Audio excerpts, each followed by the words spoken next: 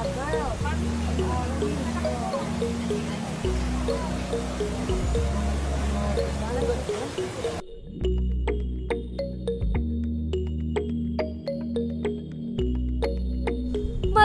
silabas ng ABS-CBN ang ilang cast ng pagbibidahang serye nina Kim Chiu at Paolo Abilino na What's Wrong with Secretary Kim, ay maraming nagulat dahil kasama pala dito si Jake Cuenca.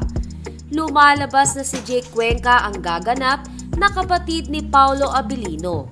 Nagulat naman ang ilan dahil buong akala nila ay si Jake Ejercito ang gaganap sa naturang role.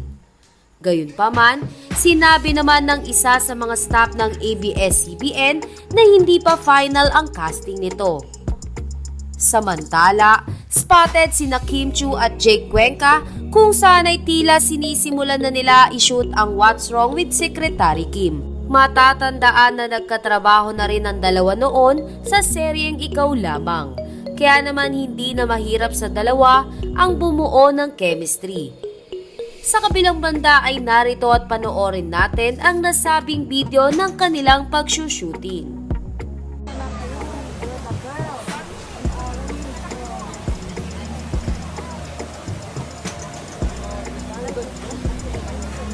Anak! Mamaya naman. Mamaya.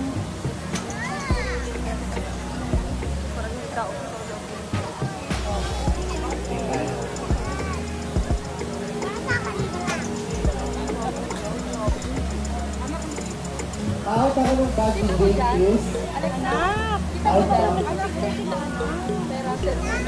Mamaya. Okay, stand by for check.